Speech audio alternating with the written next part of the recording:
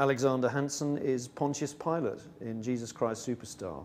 Currently on a UK arena tour, the Tim Rice, Andrew Lloyd Webber show is on in Birmingham tonight, where it's being filmed by Universal Pictures for broadcast in cinemas all over the world, after which it will be released on DVD and Blu-ray.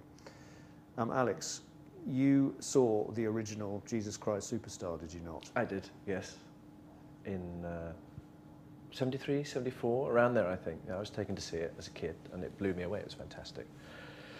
So it's sort of been background to my life ever since. I mean, amongst other things, but it's certainly always been there. And the music is a part of my DNA, really. So yeah, it's a thrill to be doing it. What age were you when you saw it, approximately?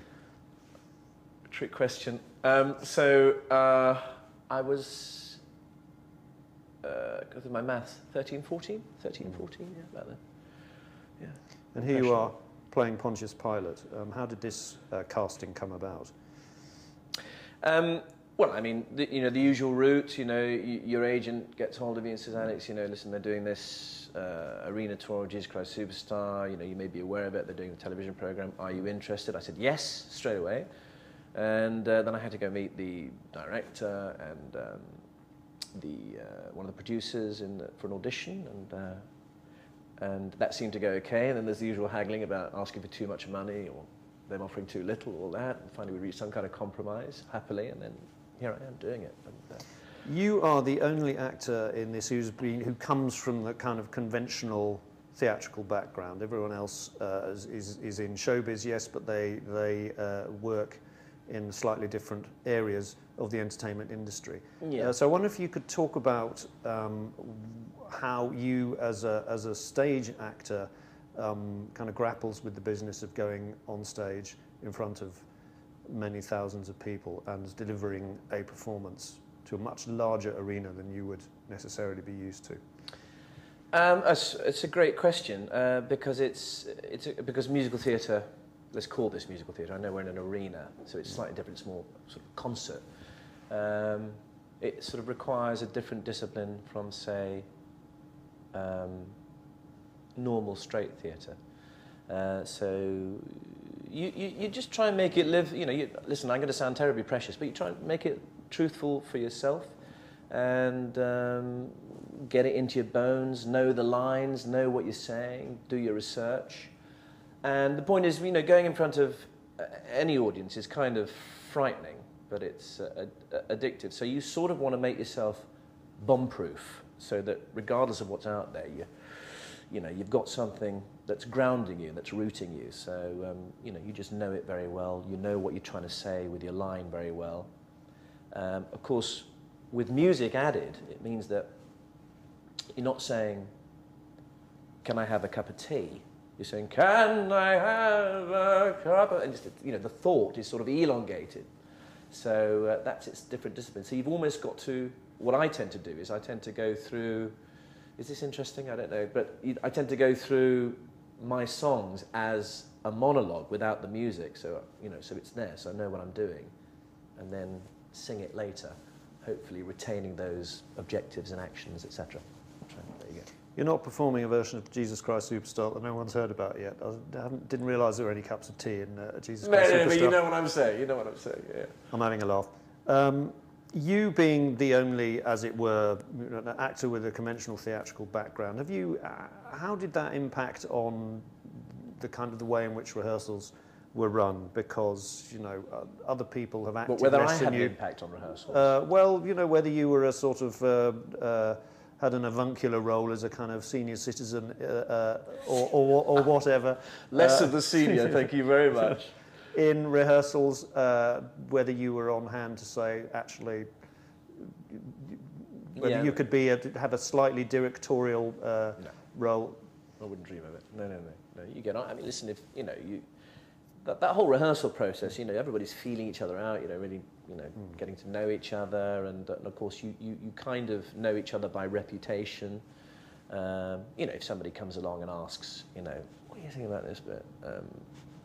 Obviously you'd offer a thought if you have one, but that didn't happen to me. I'm not sure. I think people were very underwhelmed by me in rehearsal. So I don't know. I'm sure that's not true.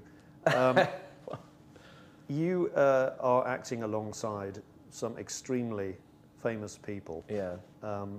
who, as I've said, have not done a lot of acting before. I wonder if we could go through the various, the actors who you're working alongside. Chris Moyles, for example, who has done no acting at all and no singing and no theatre. You come from completely different Backgrounds. sort of places. Yeah. And yet he seems to be a natural. He is a natural. He's wonderful. I mean, I think he should. He's got a fantastic quality, Chris.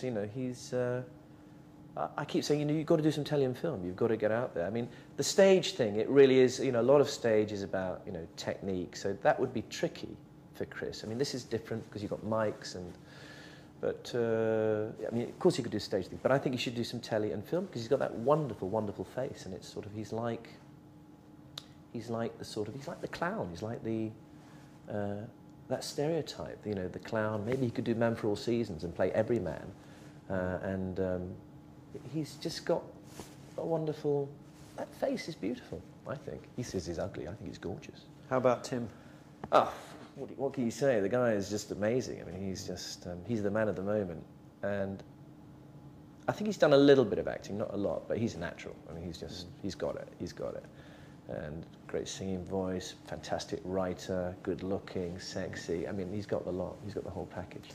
No need to talk up Mel C's singing voice. We all know all about that. But Yeah. she's also acted on stage in Blood Brothers. Yeah, I didn't see that, but I gather she was wonderful. Is she a stage natural as well? Yeah, absolutely, yeah. The final question about the cast is Ben Forster. Now, he was cast through this new and unconventional route of being voted into the role by the public.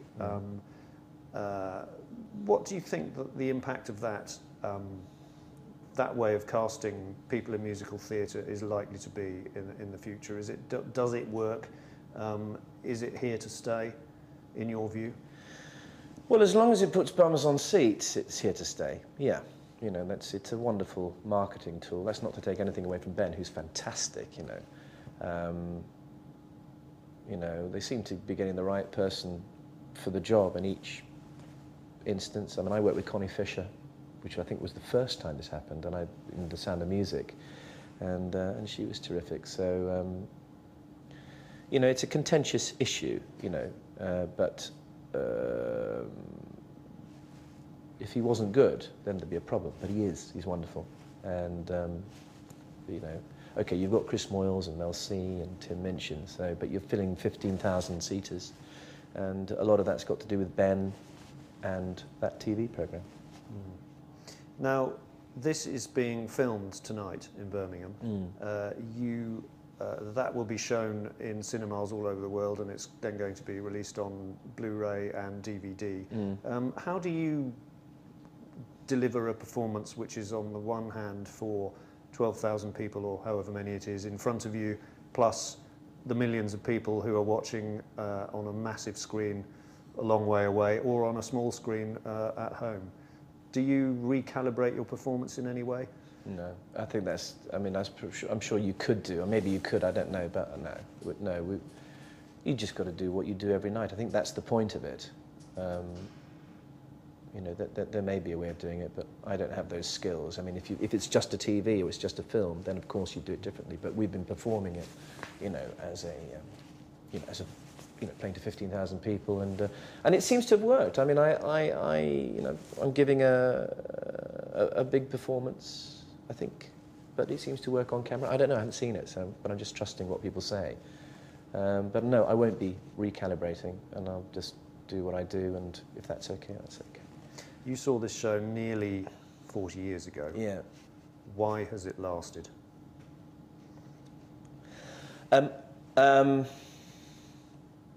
I think probably because at the time it broke the mould. It was the first of its kind. And the music's, it gets under your skin. I mean, that guitar riff, we've all been living with this show for a few months now, and every time that guitar riff starts, everybody's moving. you know, and that's quite sexy because they're all dancers and they move very well. But you know, everybody is moving, and we've heard it time and time again. So there's that. You know, it's a great story, you know, and we know the ending, but it's still good, you know. So I think that's probably why. Thank you very much indeed. Thank you.